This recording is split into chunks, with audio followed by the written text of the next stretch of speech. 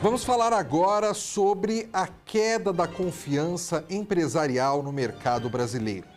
O índice de confiança empresarial, o ICE, caiu 1,8 ponto em fevereiro para 91,1 pontos, segundo divulgou a Fundação Getúlio Vargas. Sobre esse assunto, nós vamos conversar com Aloísio Campelo Júnior. Ele é superintendente de estatísticas públicas, da FGV. Bom dia, seja bem-vindo ao Jornal da Rede Alesp, Aloísio. Bom dia, Fábio. Bom dia aos ouvintes do Jornal da Alesp. Aloísio, de forma simples, para que os nossos espectadores entendam, qual que é a importância dessa confiança empresarial? O que ela diz para a economia e o que ela diz para o dia a dia da população em geral? Bom, esse tipo de indicador que nós chamamos de confiança, ele principalmente o empresarial, ele tem muita relação com o nível de atividade econômica. Então, quando nós percebemos uma desaceleração na economia, esse índice cai e vice-versa quando há uma aceleração da economia.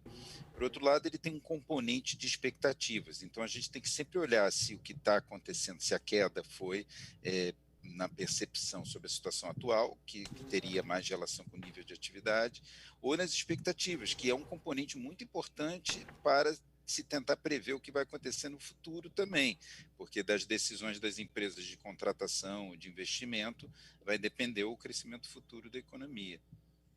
Agora, Luísio, como é que se chega a esse índice de confiança? Como que é analisado isso? Quais os fatores são levados em consideração? Bom, são perguntas que geralmente têm uma resposta fácil, um questionário de umas 15 a 20 perguntas feitas a setores que representam 2/3 da economia brasileira. Nós consultamos mensalmente quase 5.000 empresas da indústria, serviços, comércio e setor da construção. E são perguntas com respostas relativamente fáceis, geralmente a opção de resposta é até qualitativa, e nós procuramos avaliar como está o nível da demanda, se a empresa está contratando, se a empresa percebe que o nível de atividade se está alto ou fraco, e capturamos também essas expectativas para um horizonte próximo, ou seja, a empresa que de alguma forma já tem conhecimento de como os seus clientes estão programando compras, estão informando sobre as compras futuras. Nós perguntamos quais são as perspectivas de evolução das vendas, da produção, da demanda nos meses seguintes. E esses resultados, eles estão de acordo com as expectativas de vocês num momento tão complicado como esse da economia? Ou realmente, quando vocês escutam os empresários, quando vocês analisam as informações que os empresários passam, a situação é extremamente delicada?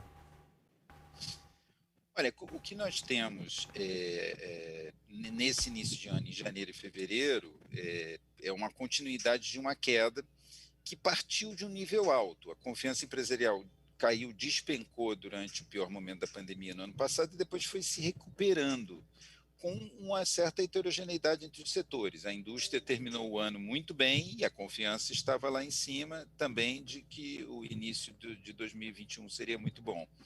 Na parte intermediária, o comércio e os serviços, o comércio e a construção, e lá embaixo o setor de serviços, que não só foi o que sofreu mais, principalmente os segmentos específicos ligados a serviços de turismo, alimentação em restaurantes e serviços prestados às famílias de modo geral. Também era o setor que estava com a confiança mais lá embaixo. Depois dessa recuperação, a confiança começou a cair e nesse início de ano, já estava num nível que nós não poderíamos mais dizer que era uma confiança, digamos, neutra, mas uma confiança já baixa. E ela continuou caindo, sinalizando não só uma desaceleração entre janeiro e fevereiro, mas ainda não muito forte, uma desaceleração da atividade e as expectativas piorando. Eu atribuo isso realmente a duas coisas. Primeiro, a saída do auxílio emergencial, que vinha dando um impulso à economia no final do ano. O último pagamento relacionado ao ano passado foi feito em janeiro, e as expectativas de que esse auxílio não estaria mais à disposição. E, a partir de fevereiro, uma piora das expectativas, muito em função da piora do quadro da pandemia, realmente, uma percepção de que a situação pioraria.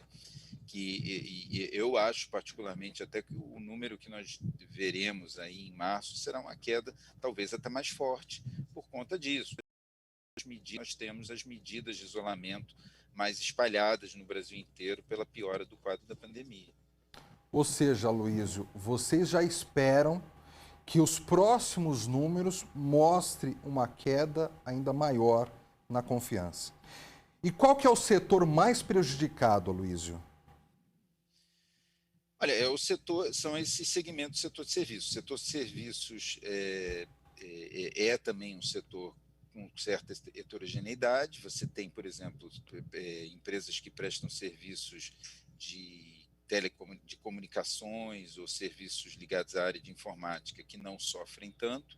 Os serviços prestados a outras empresas depende se você pode fazer à distância ou não, mas com as medidas, com a limitação de circulação das pessoas, algumas das atividades desaceleram, serviços de higiene e limpeza em edifícios ou serviços de vigilância, há uma desaceleração, mas o setor que nos preocupa mais, porque emprega muito e que tende a sofrer mais, são os serviços de alimentação fora, bares e restaurantes, essa parte de hotelaria, transportes aéreos, né, transportes e principalmente os aéreos que já estão observando a desaceleração muito forte neste mês de março, e esses pequenos serviços prestados às pessoas, né, cabeleireiros, etc., pela limitação de circulação, não são bens tão essenciais quanto a alimentação e remédios, etc., então as pessoas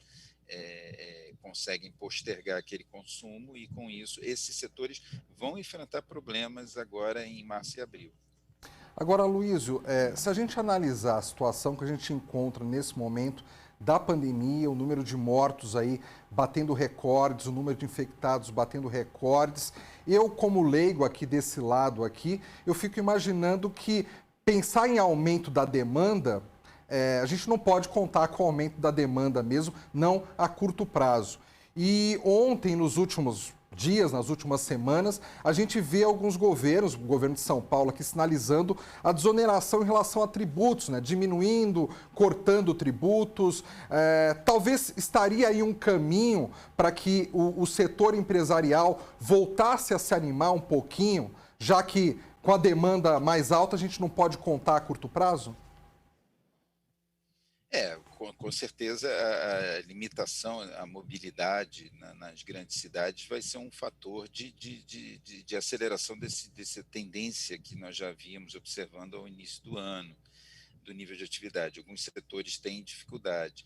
Eu acho que aí são casos específicos, né? O que se fez em São Paulo, por exemplo, em relação ao leite ou à carne, eles têm a ver com dificuldades que estão sendo observadas nesses segmentos que beneficiam, por exemplo, pequenos açougues, com a redução do ICMS da carne, e acho até que nós devemos usar máscaras, devemos fazer todo distanciamento social, nos preocupar em manter distâncias das pessoas quando estivermos em lugares públicos, mas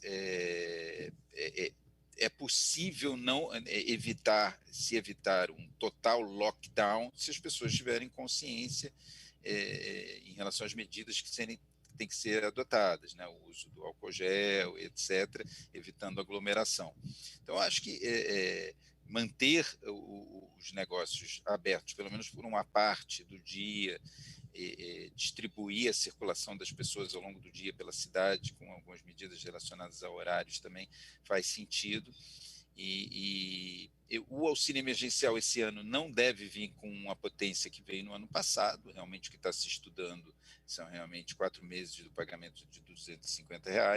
Isso serviria para realmente compensar o período da pandemia, mas não seria como no ano passado, em que o auxílio emergencial contribuiu para uma recuperação extremamente forte e rápida, até do consumo de alguns tipos de bens, chegando ao final do ano até com dificuldade de abastecimento, alguns gargalos para a oferta de alguns produtos.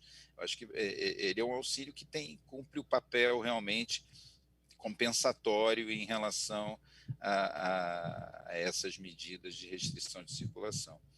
Medidas como essa, reduções pontuais, são motivadas por questões pontuais que eu acho que em alguns casos são necessárias sim e são importantes para promover o nível de atividade, mas não são exatamente o mais importante no sentido do nível de atividade como um todo no estado de São Paulo. Aloísio, sempre que a gente escuta um empresário, principalmente empresários da área do comércio, aqui no Jornal da Rede Alesp, eles têm reclamado que ou não tem linha de crédito, ou quando tem a linha de crédito é difícil o acesso a esse dinheiro, é muito moroso o processo para se conseguir o dinheiro, e para o empresário que está em dificuldade, se o processo todo é moroso, quando ele receber o dinheiro daqui 6 meses, ele já terá fechado as portas faz tempo.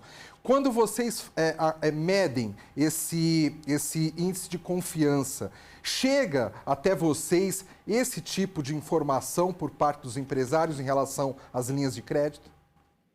Chega sim, porque, inclusive, como nós estamos falando, a gente teria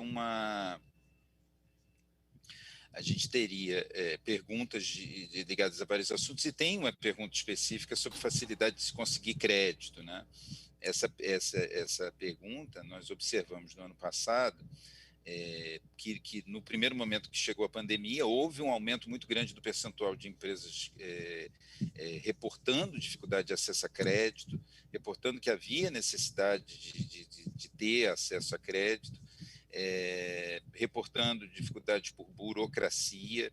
O governo teve que, até ao longo do segundo trimestre, aperfeiçoar, calibrar o processo, mas já no segundo semestre a coisa melhorou bastante, né? Havia um crédito com algum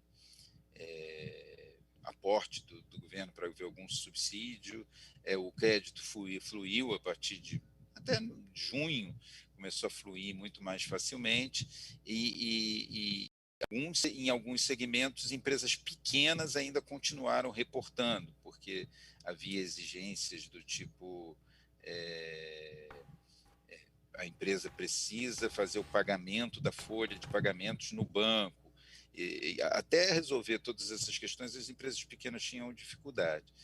No momento, a gente não tem esse tipo não está tão forte quanto estava no período da pandemia. Eu acredito que agora em março e abril a situação vai piorar e o governo vai ter que adotar medidas nesse sentido. Aí eu estou falando do governo federal, parecidas com o que nós vimos ano passado, principalmente para setores que vão enfrentar dificuldades nos serviços, principalmente em alguns casos do comércio.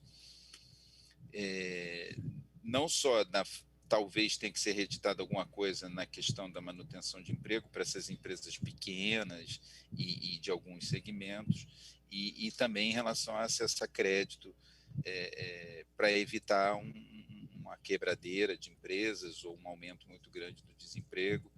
Eu acho que o quadro da pandemia está sinalizando que, mesmo que os governos nas esferas estadual e municipal não estejam tomando medidas tão dramáticas quanto no ano passado,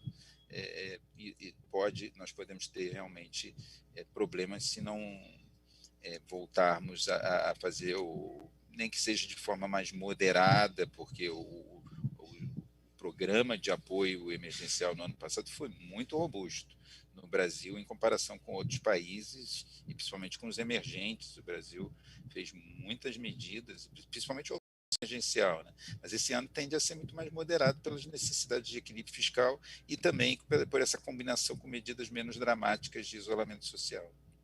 Aloísio Campelo Júnior, superintendente de Estatísticas Públicas da Fundação Getúlio Vargas. Muito obrigado pela sua participação aqui no Jornal da Rede Alesp. Eu que agradeço, Fábio. À disposição para outras ocasiões. Foi um prazer. Bom dia, bom trabalho.